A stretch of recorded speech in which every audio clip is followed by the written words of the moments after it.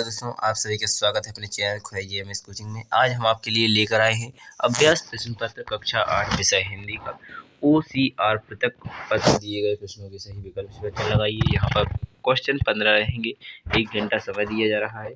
आपका यहाँ पर नाम, यहाँ पर रोल नंबर कर लेना है कंप्लीट। चलिए, पहला क्वेश्चन आपसे पूछा गया है, हमें अपने दिव्यांग साथियों का सहयोग करना चाहिए। तो यहाँ पर आपका रहेगा सहयोग करना चाहिए। अगर आपका जो दोस्त है, साथी है, वो दिव्यांग यानी कहीं बूढ़ा मूढ़ा उसका हाथ में टूटा है, तो आँख फूटी है, उसका मतलब आता हो तो दिव्यांग, तो उसका आपको मजाक उड़ाओगे या उसका कुछ असहयोग करना है, यानी उसका साथ कोई सहयोग नहीं करोगे, कुछ नहीं करना, तो यहाँ पर आपको सहयोग करना है। उसका क्या करना है? सहयोग करना है। ठीक है, तो यहाँ पर दूसरा क्वेश्चन दिया गया है, वृक्षारोपण से पर्यावरण समृद्ध होता है, प्रदूषण कम होता है, उपयुक्त सभी जीव जंतुओं को पोषण होता है। तो यहाँ पर उपयुक्त सभी इसका राइट आंसर हो जाएगा। इसके बाद चलेंगे तीसरे क्वेश्चन में, हमें अपने आसपास के जलाशयों को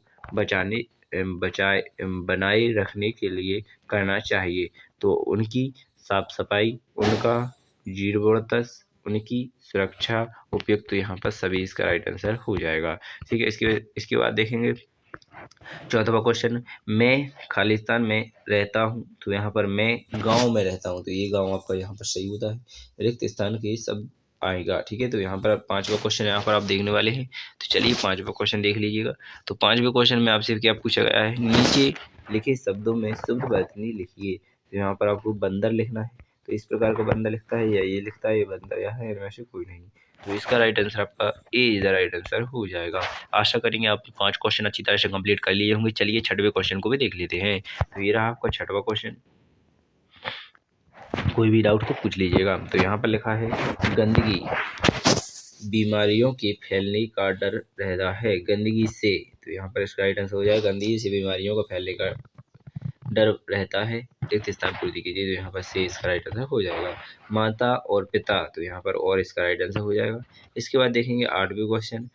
तो यहाँ पर आपको ले जाना था, यानी यहाँ पर लिखा है, चक्री ताल गाय शब्दों का शब्दकोश में देखने पर शब्दों का क्रम होगा।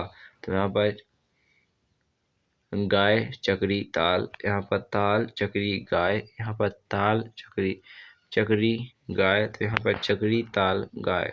तो इस प्रकार आप इनको अच्छी तरह से देख लीजिएगा। तो आशा करेंगे आप सभी को समझ में आ जाएगा। तो यहाँ पर क्या हो जाएगा, इसका ताल चक्री गाय इसका राइट आंसर हो जाएगा। इसके बाद देखेंगे 9वें क्वेश्चन में, चित्र बनाने का कार्य करने वाले को क्या कहा जाता है। चित्र बनाने वाले को चित्रकार कहा जाएगा। ठीक है, मूर्ति बनाने वाले को कहा जाएगा और चित्रकार कहते हैं।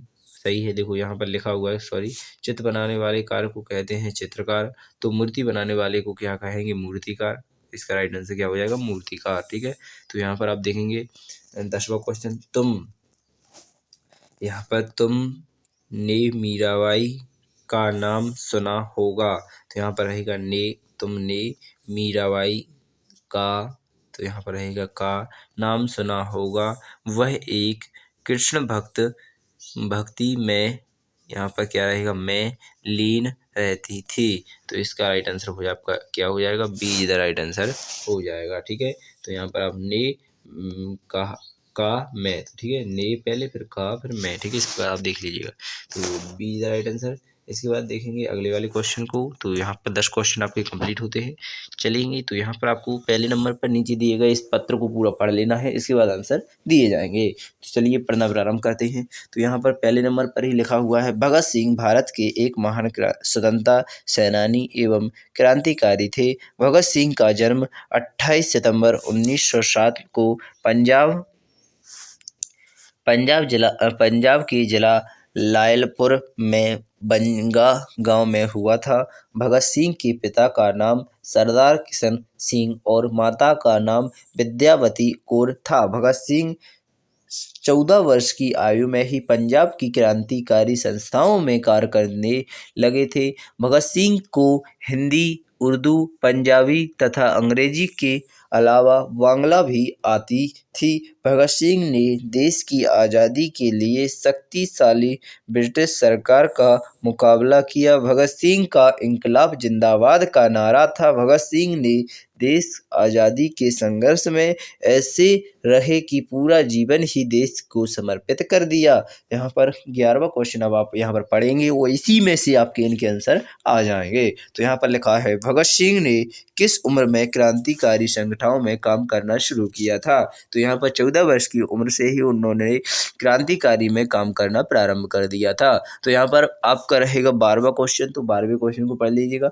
देश की आज़ादी के लिए भगत सिंह ने किससे मुकाबला किया? तो यहाँ पर देश की आज़ादी के लिए उसने ब्रिटिश साम्राज्य से मुकाबला किया। यहाँ पर 13वां क्वेश्चन रहेगा, भगत सिंह के जीवन में हमें क्या प्रेरणा मिलती है? भगत सिंह के जीवन से हमें क्या प्रेरणा मिलती है? तो यहाँ पर इसका राइट आंसर आपका हो जाएगा, देश के लिए प्राणों तक की आहुति दे देना। तो इसका बी द राइट आंसर हो जाएगा। तो फिर भी आपको एक बार और पढ़ना है और 2 क्वेश्चनों के आंसर फिर देना है, क्योंकि 15 क्वेश्चन टोटल करना पड़ता है। तो नीचे दिए गए कहानी को पढ़ें और नीचे दिए गए, तो यहाँ पर एक जंगल में एक बरगद का वृक्ष था, उसके ऊपर एक चील घोंसला बनाकर रखती थी। वहीं जहाँ उसके अंडे दे रहे थे, यानी उसने अपने अंडे दे रखे थे उसी घोंसले में, उसी पेड़ के नीचे एक जंगली मुर्गी ने भी अंडे दे रखे थे।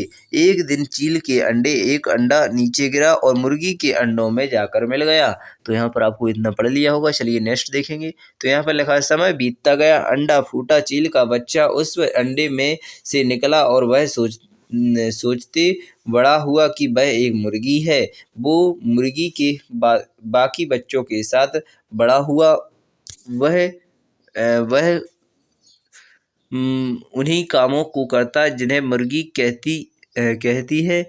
वो मुर्गी की तरह ही कुड़कुड़ाता, जमीन खोदकर दाने चुगता और वो इतना ही ऊंचा उड़ पाता जितना कि मुर्गी उड़ती है। एक दिन उसने आसमान में एक चील को देखा, तो वही बड़ी शान से उड़ रही थी। उसने अपनी मुर्गी माँ से पूछा कि इस चिड़िया का क्या नाम है? इतना ऊंचा बड़ी शान से उड़ रही है। मुर्गी ने जवाब दिया, वह एक चील है। फिर चील के बच्चे ने पूछा, माँ मैं इतना ऊंचा क्यों नहीं उड़ पाता? मुर्गी बोली, तुम इतना ऊंचा नहीं उड़ सकते क्योंकि तुम एक मुर्गे हो।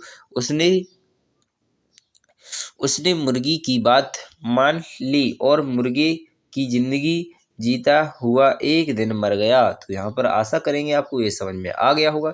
चलिए इसके आंसर देख लेते हैं। तो 14वां क्वेश्चन आपसे पूछ लिया गया है, चील को घोंसला कहाँ पर था? चील का घोंसला कहाँ पर था? बरगद के वृक्ष पर था। तो यहाँ पर 15वां क्वेश्चन, चील का अंडा किसके अंडों में जाकर मिल गया? तो यहाँ पर मुर्गी के अंडों में मिल गया। तो यहाँ पर लिखा है, यह अनुच्छेद हमें के बारे में जानकारी देने के लिए लिखा गया है। तो यहाँ पर किसकी बारे में? जानवरों की देखभाल। तो यहाँ पर उद्भिलाव, यहाँ पर विद्युत आवेश का उपयोग, तो यहाँ पर आदेश का उपयोग, तो यहाँ पर विद्युत आवेश का उपयोग। तो यहाँ पर जानवरों की देखभाल या उद्भिलाव या प्लेटिस्पस विद्युत आवेश का उपयोग, जो यहाँ पर रहेगा आपका विद्युत आवेश का उपयोग। ठीक है, जिस आवेश में रहते हैं वैसे ही बन जाते हैं। ठीक है, तो यहाँ पर आपका कंप्लीट होते हैं यहाँ पर ये क्वेश्चन सभी। तो आशा करेंगे आपको यह वीडियो पसंद आई होगी।